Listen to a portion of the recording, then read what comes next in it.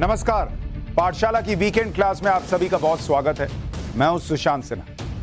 पाठशाला का weekend special दरअसल वो क्लास है जिसमें हम वो चैप्टर्स लेकर आते हैं जिसे या तो दर्शकों ने बहुत पसंद किया और कहा कि दोबारा देखना चाहते हैं, या फिर वो इंपॉर्टेंट चैप्टर जो आपसे मिस हो गया और आपको देखना चाहिए। आज की इस वीकेंड क्लास में सबसे पहले हम वो चैप्टर लेकर आए हैं जिसे दर्शकों ने बहुत सराहा, बहुत वायरल हुआ वो सेगमेंट, और कई लोगों ने कहा कि उसे फिर से देखना चाहते हैं।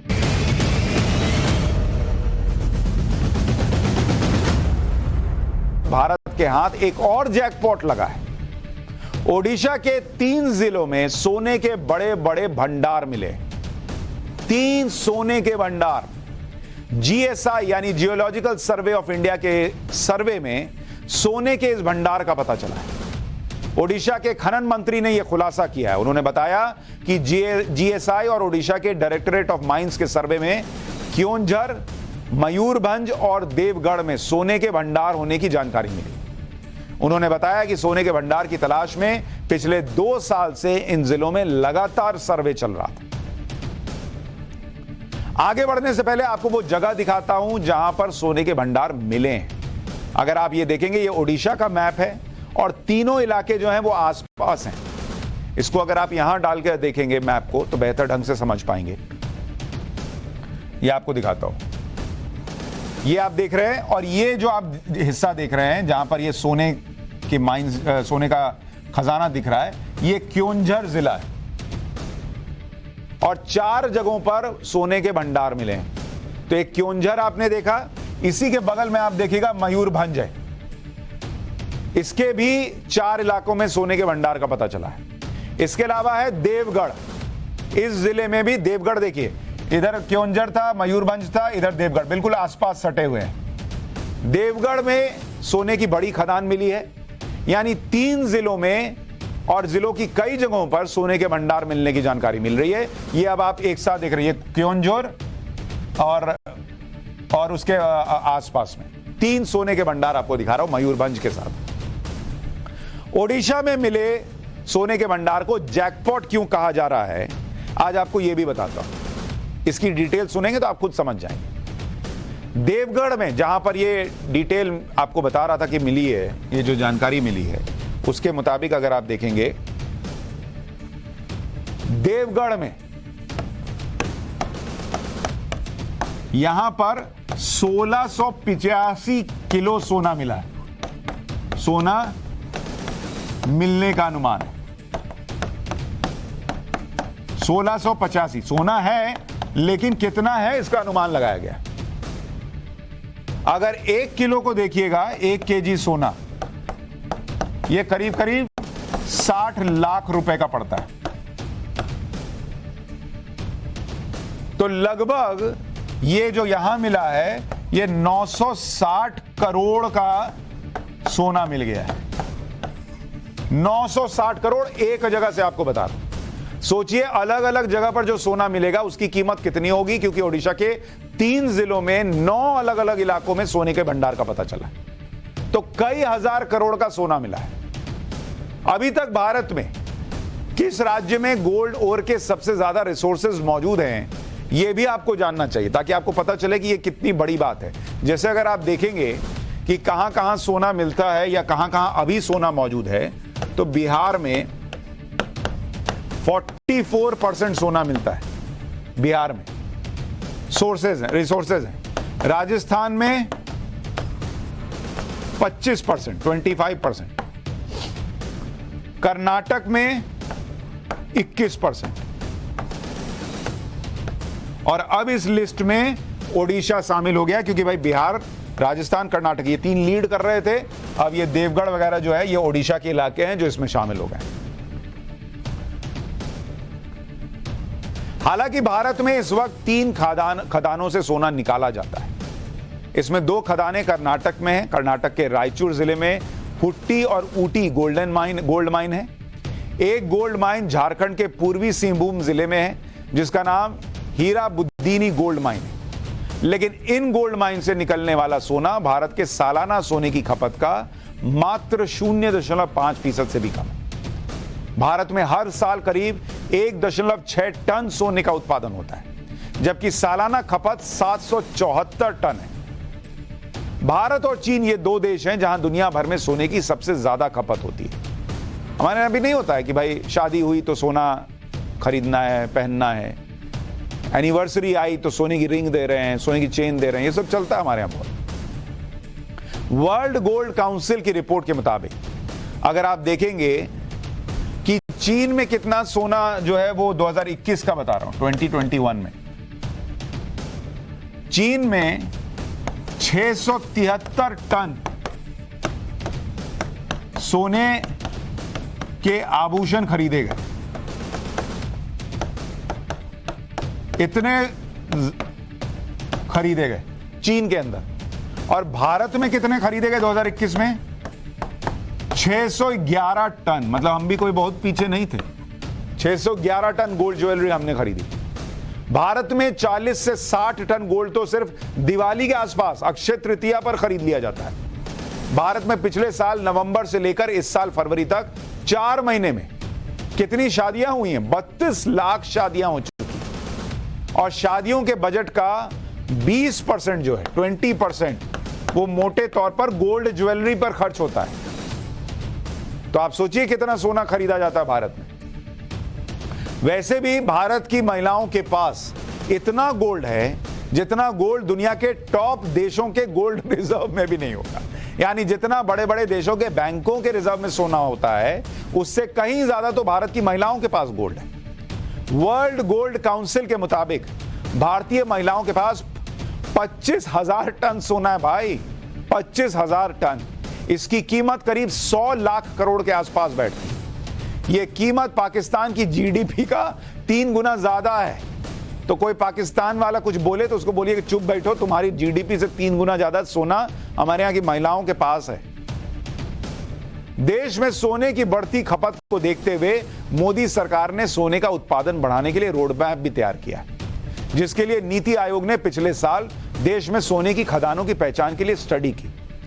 और इसके तहत 2030 तक सोने की मौजूदगी वाले इलाकों की पहचान की जाएगी। इसके लिए उन इलाकों में सर्वे किया जा रहा है जहां सोने के भंडार मिलने की उम्मीद है। अगले 10 साल में पूरे देश में खदानों से सोने को निकालने के काम में और तेजी लाई जाएगी। तो आप जो सोच रहे हैं कि आसानी से मिल गया, इतना नहीं है। इसके लिए प्रयास हुआ है। प्राइवेट सेक्टर की भागीदारी बढ़ाने के लिए माइनिंग सेक्टर में 100% एफडीआई को भी मंजूरी दी जा चुकी है ताकि यह काम और तेजी से हो सके।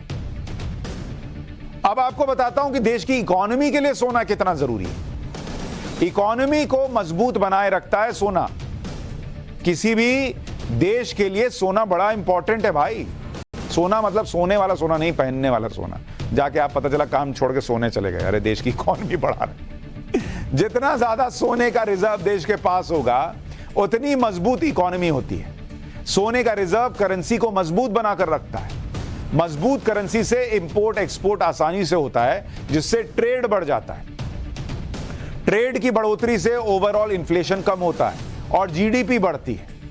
तो आप ये सोचते हैं कि आप कुछ सोना खरीद रहे हैं, नहीं बॉस, अगली बार आपके पति आपको सोना ना दिलाएं तो बोलिए कि दिलाओ, मैं देश की अर्थव्यवस्था में योगदान देना चाहती हूं। मजाक कर रहा हूं। लेकिन कुछ दिन पहले हमने आपको पाठशाला में यह भी बताया था कि कैसे पीएम मोदी ने जम्मू कश्मीर में 30 साल से दबे व्हाइट गोल्ड नाम से मशहूर लिथियम आयन के भंडार को भी ढूंढ निकाला। देश में पहली बार 59 लाख टन लिथियम का भंडार मिला, जिसकी कीमत 36 लाख करोड़ रुपए के आसपास बैठी थी। और अब ओडिशा में 9 जगहों पर गोल्ड के बड़े भंडार का पता चला है, जहां हजारों करोड़ का सोना दबा होने का पता चल रहा है। हैरानी तो आपको इस बात को जानकर होगी कि दोनों मामलों में खजाना कई सालों से पहाड़ों में दबा हुआ था। लिथियम के मामले में तो करीब 30 साल से पता था कि यहां पर है, किसी ने लोड ही नहीं लिया कि निकालें, नरेंद्र मोदी ने लोड लिया। और गोल्ड के मामले में तो करीब 50 साल से पता था, क्योंकि ओडिशा में जहां सोने के भंडार मिले हैं उन इलाकों में 1970 और 80 के दशक में भी जीएसआई का सर्वे हो चुका था। हालांकि सर्वे के नतीजे फाइलों में दबे रह गए। अब नरेंद्र मोदी सरकार ने ढूंढा है, क्योंकि नरेंद्र मोदी दिन भर बैठे बैठे फाइल काम करते हैं तो फाइल पलटते हैं। तो वहां कश्मीर वाला भी ढूंढ के निकाला कि अरे ये तो फाइल में है, निकालो इसको, 36 लाख करोड़ का। और आप देखिए कि अब जो है ये किस तरह से अब ये सोना ढूंढ के निकाल लिया। तो ये स्थिति है। और आपको जो मैं अभी आपको बता रहा था कि दिवाली के आसपास, दिवाली और अक्षय तृतीया पर कितना सोना बिकता है वो आपको बता रहा था। लेकिन देश के लिए अच्छी खबर है, इस तरह से अगर जैकपॉट लगता रहे हमारा, कभी लिथियम मिले कभी सोना मिले। गूगल की पेरेंट कंपनी है अल्फाबेट, जिसने एक बार फिर से छटनी की है। दिलचस्प बात यह है कि इस बार छटनी का शिकार इंसान नहीं बल्कि रोबोट्स हुए हैं। गूगल ने 100 रोबोट्स को नौकरी से निकाल दिया है। इन रोबोट्स का इस्तेमाल कैफेटेरिया की साफ सफाई और दूसरे कामों के लिए किया जाता था। तस्वीर में आप देखिए रोबोट किस तरह टेबल की सफाई कर रहे हैं। गूगल में भैया रोबोट टेबल साफ कर देता था, इसी को नौकरी से हटा दिया, हटो नहीं जरूरत। एक तस्वीर और देखिए किस तरह यह रोबोट दरवाजा खोल रहा है। और इतना ही नहीं, कोरोना महामारी के दौरान इन रोबोट्स का इस्तेमाल कॉन्फ्रेंस रूम साफ करने के लिए भी किया जाता था। ये रोबोट्स अल्फाबेट कंपनी के एवरीडे रोबोट्स प्रोजेक्ट में तैनात थे। एवरीडे रोबोट्स गूगल की एक्सपेरिमेंटल एक्स लैबोरेटरीज की एक यूनिट। इस यूनिट ने दफ्तर में छोटे मोटे कामों के लिए एक हाथ वाले 100 रोबोट्स को ट्रेन किया था। इनके नीचे पहिया लगा रहता था तो उससे चलते थे, कैफेटेरिया में सफाई करने में मदद कर देते थे, दरवाजा खोलने में काम करते थे, दूसरी जगह क्लीनिंग कर देते थे। लेकिन गूगल के सीईओ सुंदर पिचाई ने पिछले दिनों इस यूनिट को ही बंद कर दिया, जिसके लिए कंपनी के बजट में कटौती और रोबोट्स के मेंटेनेंस में आ रहे भारी भरकम खर्च को वजह बताया गया। मतलब जिन रोबोट्स को इंसानों की नौकरी के लिए बड़ा खतरा बताया जा रहा था, अब उनकी खुद की नौकरी चली गई भाई। लेकिन इसका मतलब यह है कि रोबोट्स का काम बंद हो जाएगा। ऐसा होगा क्या? पूरी दुनिया आजकल रोबोट्स और एआई यानी आर्टिफिशियल इंटेलिजेंस पर बहुत काम कर रही है, तो रोबोट्स खत्म नहीं हो जाएंगे। जहां तक रोबोट्स, चैटबॉट और एआई तकनीक की बात है, तो यह अब दुनिया का फ्यूचर है और इसी फ्यूचर को देखकर सबको तैयारी करनी होगी। आपको ऑक्सफोर्ड की एक रिसर्च बताता हूं। वो कहती है रिसर्च कि अगले 10 साल के अंदर यानी 2033 तक रोबोट्स का इस्तेमाल किस तरह बढ़ जाएगा। यह रिपोर्ट कहती है कि घरों में करीब 40% काम रोबोट करेंगे। रोबोट्स की मदद से ग्रोसरी शॉपिंग के दौरान 60% समय की बचत होने लगेगी। यानी अभी घर का सामान खरीदने में अगर आपको 2 घंटा लगता है, तो रोबोट की मदद से यह घटकर 1 घंटे से भी कम का वक्त हो जाएगा। इसके अलावा रोबोट्स बच्चों को संभालने, बुजुर्गों की देखरेख करने का भी काम संभालने में लगेंगे। तो रोबोट्स आपके हमारी जिंदगी के रोजमर्रा के काम का हिस्सा बन जाएंगे। अब कर्नाटक के एक स्कूल की तस्वीर आप देख लीजिए, जहां रोबोट टीचर की जगह लेने को तैयार हो चुके हैं। यह ह्यूमनॉइड रोबोट छात्रों को पढ़ा रहा है। यह रोबोट क्लास 4 के छात्रों को पढ़ा सकता है। ये जो आप लड़की देख रहे हैं, देखने में लग रहा है लड़की पढ़ा रही है, लड़की नहीं रोबोट है भाई। यह रोबोट सिर हिला रही है, सही जवाब मिलने पर तारीफ कर रही है। इस रोबोट ने छात्राओं की तरह स्कूल यूनिफॉर्म भी पहनी है और उसके गले में आईडी कार्ड भी है। हालांकि अभी इस रोबोट का मॉडल तैयार किया गया है। जल्दी ही से कर्नाटक के ग्रामीण इलाकों के सरकारी स्कूलों में तैनात किए जाने की योजना है। एक बार देखिए।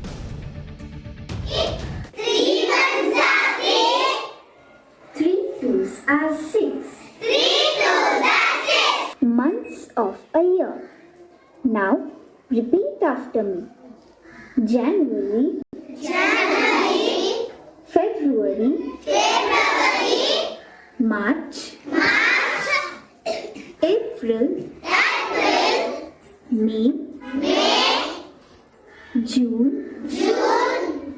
July, August,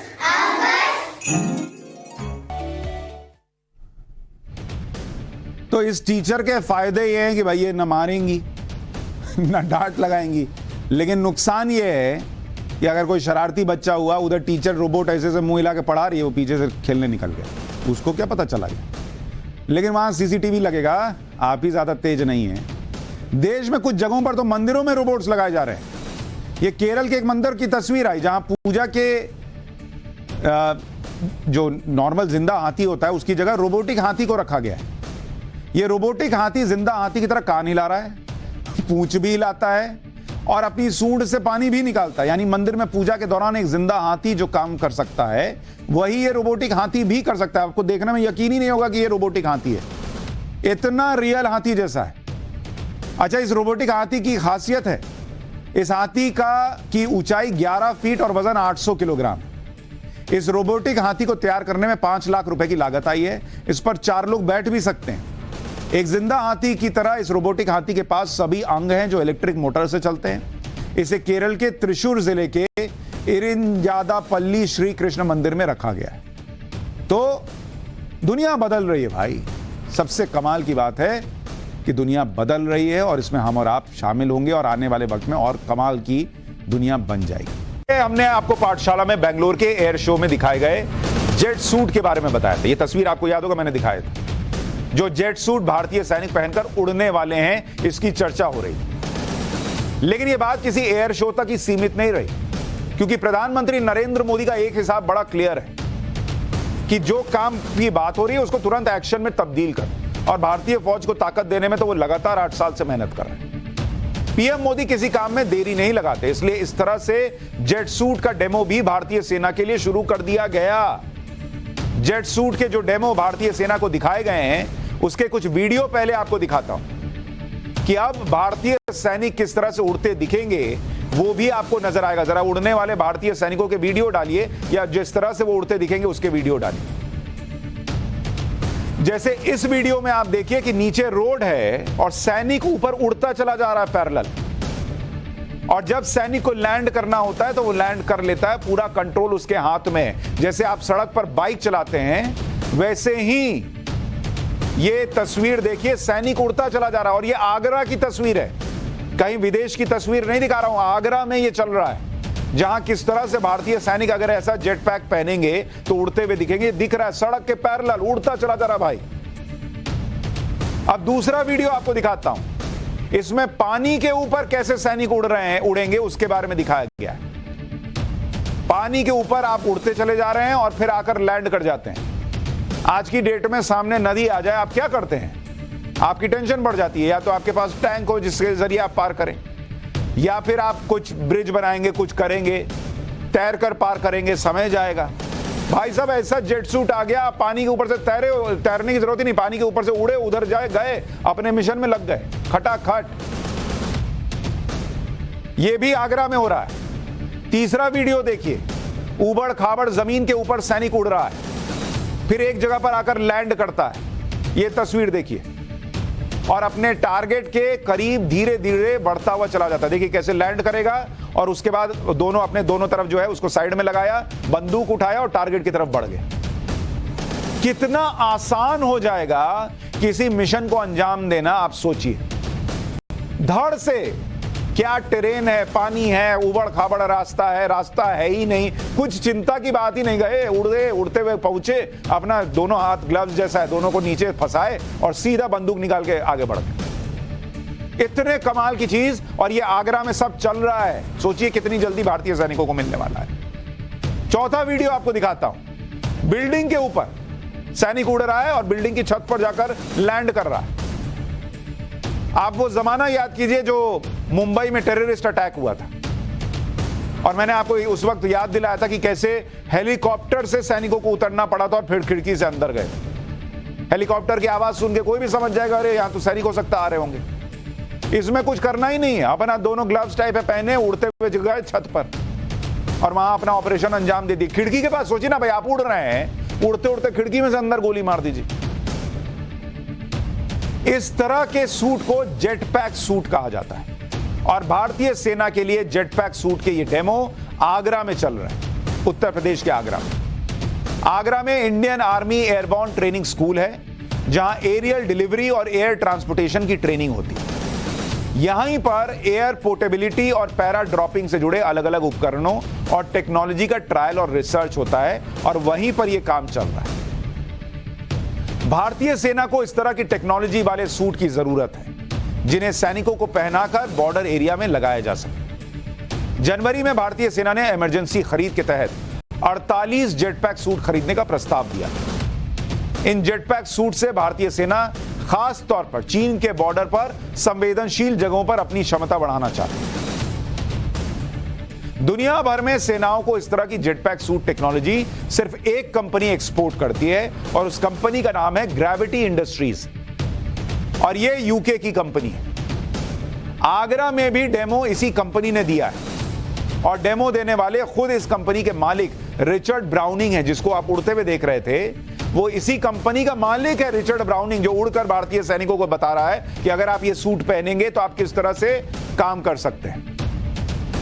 सबसे पहले रिचर्ड ब्राउनिंग ने ही जेट पैक सूट बनाया था, जिसके सहारे इंसान हवा में आसानी से उड़ सकता है।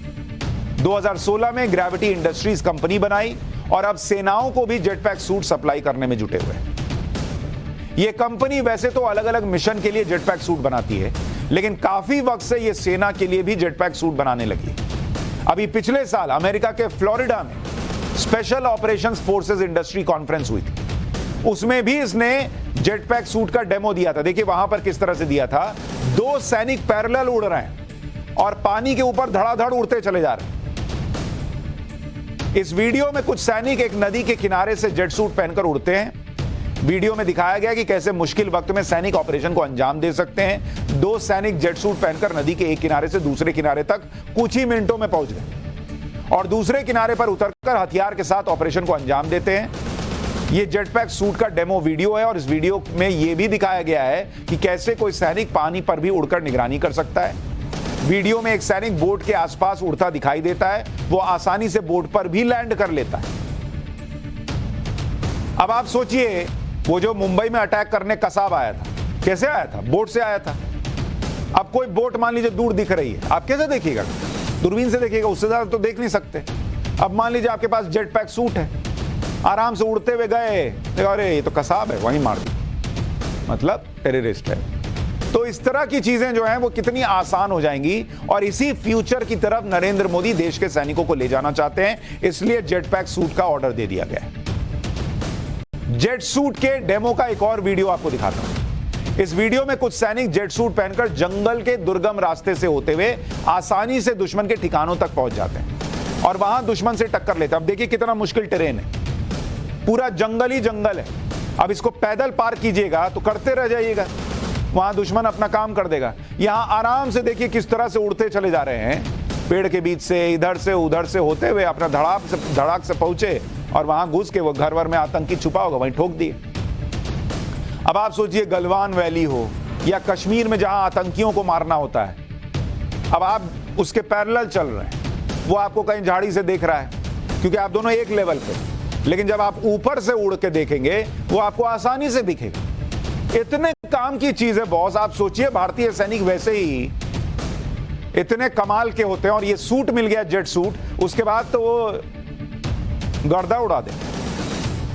जेट सूट की मदद से कैसे आर्मी के टैक्टिकल मिशन को अंजाम दिया जाता है वो भी आपको दिखाता हूं। अगर कभी जरूरत पड़ जाए तो जेट सूट पहनकर सैनिक हवा में उड़ते हुए रणनीतिक रूप से महत्वपूर्ण इलाके में पहुंच जाता है, जैसे यहां पहुंच गया, और वहां पहुंचकर हालात को अपने कंट्रोल में ले सकता है। जेट सूट को बॉडी से बांधने, उसे खोलने का तरीका भी बहुत आसान है और यह काम तेजी से हो सकता है। जैसे ये देखिए, हथियार लेकर उड़ा, पहुंचा, कैसे पहुंचा, और हाथ में जैसे आप ग्लव्स पहनते हैं वैसा 2 ग्लव्स जैसा है, उसको दाएं से साइड में लगाया।